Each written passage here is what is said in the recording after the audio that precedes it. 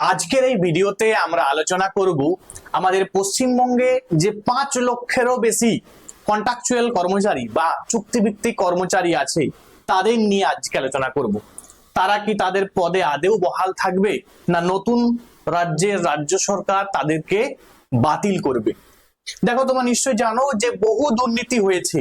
এর আগেও আমি তোমাদের ভিডিওতে একটা ভিডিও দিয়েছিলাম, সেখানে বলেছিলাম যে বিএসকে যারা চাকরি করছে তাদের কিন্তু কোন রকম নিয়ম মেনে, মানে সরকারি যে নিয়ম আছে সেই নিয়ম মেনে কোন রকম কিন্তু পরীক্ষা বা যে রিক্রুটমেন্ট প্রসেস ছিল সেটা কিন্তু ফ্রেশ ভাবে হয়নি।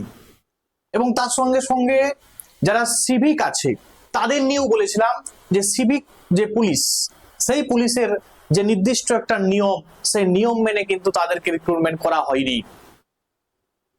এখন প্রশ্ন, তাদের কি চাকরি আদেও থাকবে না চলে যাবে? এই বিষয়ে আমাদের রাজ্যের মুখ্যমন্ত্রী শুভেন্দু অধিকারীর কি দৃষ্টিভঙ্গি সেটা কিন্তু আলোচনা করব। তার সঙ্গে সঙ্গে চুক্তিভিত্তিক যারা কর্মচারী আছে তাদের অন্যান্য রাজ্যের অবস্থা কেমন তাদের, এবং সুপ্রিম কোর্টের কি নির্দেশিকা আছে সেটা নিয়েও কিন্তু আলোচনা হবে। চলো, ভিডিওটা খুবই গুরুত্বপূর্ণ হতে চলেছে এবং প্রত্যেকে তোমরা ভিডিওটা অবশ্যই কিন্তু তোমার বন্ধু বান্ধবের মধ্যে শেয়ার করে দাও। আশা করছি ভিডিওটা দেখলে তোমাদের সমস্ত রকম প্রশ্নের যে ডাউট আছে সে ডাউট কিন্তু ক্লিয়ার হয়ে যাবে।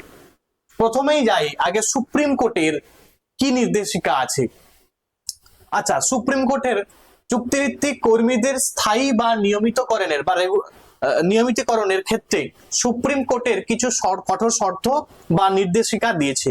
সেই নির্দেশিকাগুলি কি কি আছে না, 10 বছরের ধারাবাহিক সেবা। ধরো কেউ একজন তার স্থায়ী একটা পদে, মানে অস্থায়ী পদে, এটা তো অস্থায়ী পদ, চুক্তিভিত্তিক পদ, কিন্তু সে কি করছে না 10 বছর ধরে সে সেবা দিয়ে যাচ্ছে, তো সেক্ষেত্রে তাকে কি স্থায়ীকরণ করা যায়?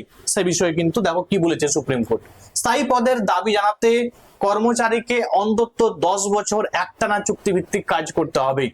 তাহলে একটানা যারা 10 বছর সার্ভিস দিচ্ছ তাদের জন্য কিন্তু একটা সুখবর, তাদের কিন্তু সুপ্রিম কোর্ট অর্ডার দিয়েছে যে এক্ষেত্রে তাকে কিন্তু পার্মানেন্ট করার ক্ষেত্রে সে কিন্তু অ্যাপ্লাই করতে পারে, বাট কিছু বিষয় আছে জানতে হবে সেগুলি।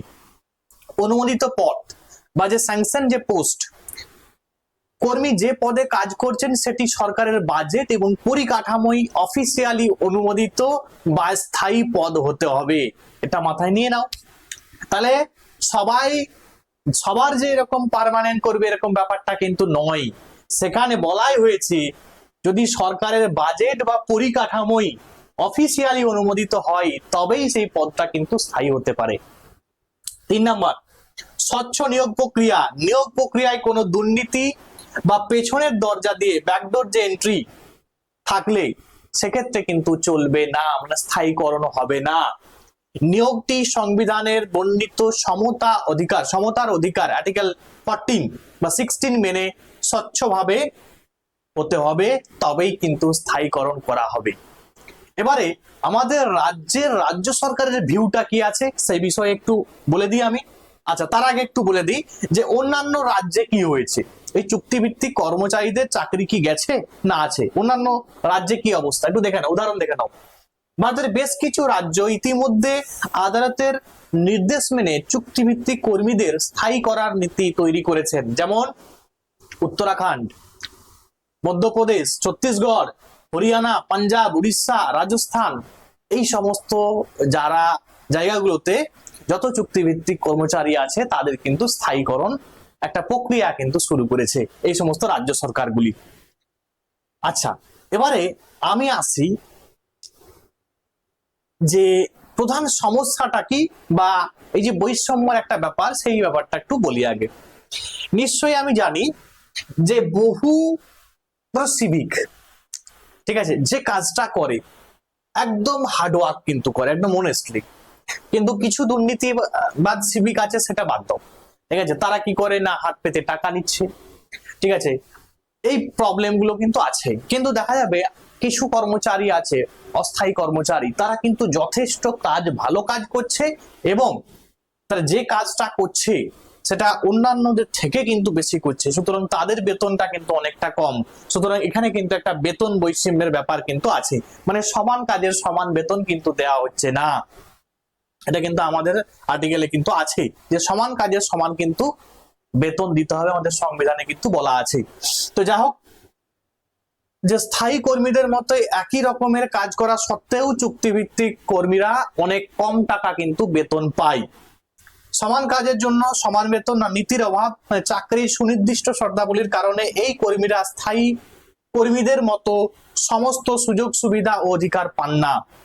স্থায়ী নিয়োগ বন্ধ, তাহলে পশ্চিমবঙ্গে দীর্ঘদিন ধরে স্থায়ী পদের নিয়োগ প্রক্রিয়া প্রায় বন্ধ রেখে ব্যাপকভাবে চুক্তিভিত্তিক কর্মী নিয়োগ করা হয়েছে, যা এক ধরনের প্রশাসনিক শোষণকেই নির্দেশ করে। তো এই একটা ব্যাপার কিন্তু আছে যে অনেকে বলে যে তৃণমূলের মানে ক্যাডার যত আছে সবকে কিন্তু চুক্তিভিত্তিক কর্মচারী হিসাবে কিন্তু ঢুকানো হয়েছে। তো এই ব্যাপার নিয়ে কিন্তু একটা মানে প্রত্যেকে কিন্তু একটা কমপ্লেন কিন্তু করে, সে বিষয়ে তোমরা কিন্তু সবাই অবগত। এবারে আমি আসি, আমাদের রাজ্য সরকার কি চিন্তা ভাবনা নিচ্ছে, আমাদের রাজ্যের মুখ্যমন্ত্রী শুভেন্দু অধিকারী তার কি রকম ভিউ, কি রকম দৃষ্টিভঙ্গি, সেই বিষয়টা কিন্তু সব থেকে বড় বিষয়।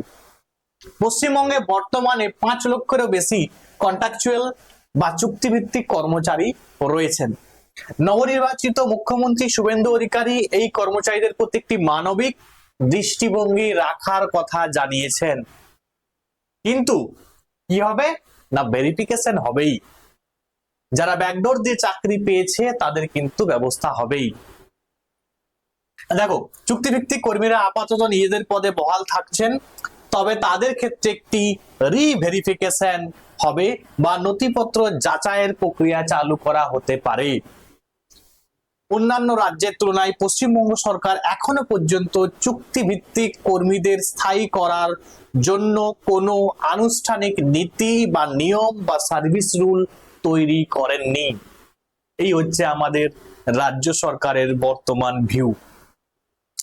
এখন যারা ভিডিওটা দেখছো তাদেরকে আমি একটা কমেন্ট করতে বলবো, যে তোমরা কমেন্টে জানাও এই যারা চুক্তিভিত্তিক কর্মচারী আছে তাদের কি তাদের পোস্টে বহাল রাখা দরকার, না তাদের চাকরি থেকে বাদ দেওয়া দরকার, সেই বিষয়ে তোমাদের কাছে আমি একটা অবশ্যই কিন্তু কমেন্ট আশা করব।